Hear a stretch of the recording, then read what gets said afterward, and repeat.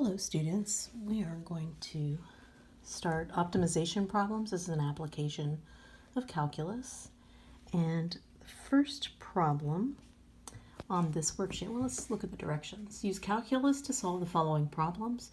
Write the meaning of your results using complete sentences with correct units. We already know that the maximum or minimum occurs at a critical value, so we're going to be using that information to solve these.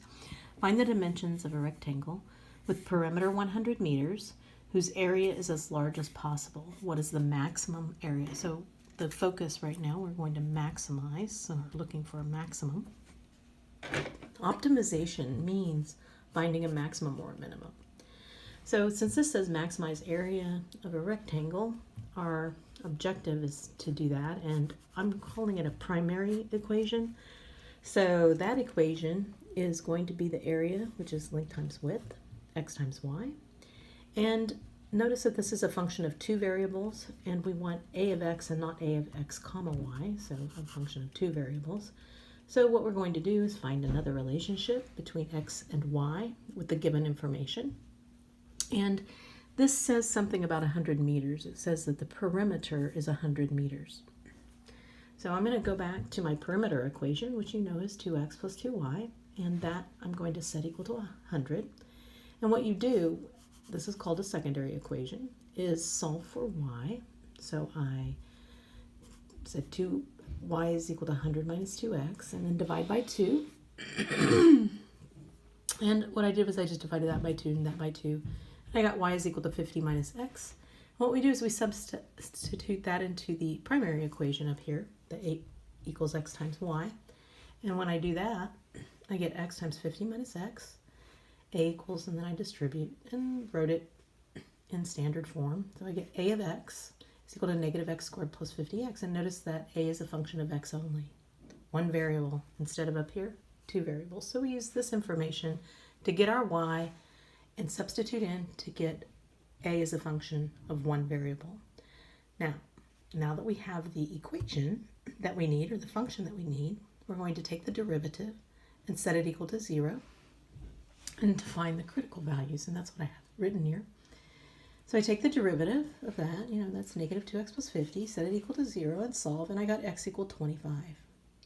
Now how do I know if that's a max or a min? We have what's called the second derivative test.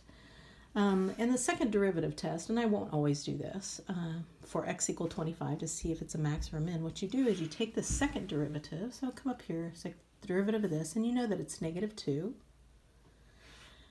So when I plug in 25, because I'm testing to see if that's a max or a min, I get negative 2. This is less than 0. Negative, which means concave down, which means it's a max. So that's the formal way of doing it. What we're going to do is, since these are applications, we're going to graph it for the most part and see if it's a max or a min. So now that I found this critical value and found out that this is where we have a maximum area, well, x equal 25, if I come up here and I write, okay, so I found out that that's 25, what, meters, I think is what we're talking about. Go look at your units, it is meters. Now I need to know y. What is y? So y, I go looking for y. Here's an equation with y. So I just take 50 minus that, and I wrote that down here. To find y, I take 50 minus x, so I get 50 minus 25, and that gives me 25. So up here, I'm going to just write on my rectangle, which, what does that make it? It actually makes it a square. So every square is a rectangle, but not every rectangle is a square. And now I know what the directions are. What do they say? Find the dimensions. Yep. So we need to give the dimensions. Whenever you're asked dimensions of a rectangle, they're asking for length and width. And then what is the maximum area? So we've found length and width. We've got the 25 for x and the 25 for y. Now a is just x times y. The length times the width is 625.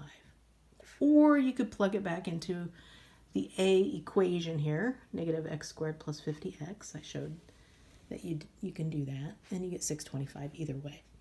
So the conclusion is, and this is the meaning, the dimensions are 25 meters by 25 meters, and the maximum area is 625 square meters. Now make sure you have this correct. Area is square meters, length and width are meters, so those are correct units. Now, what I did just to show you, you can graph this. I put it into the calculator.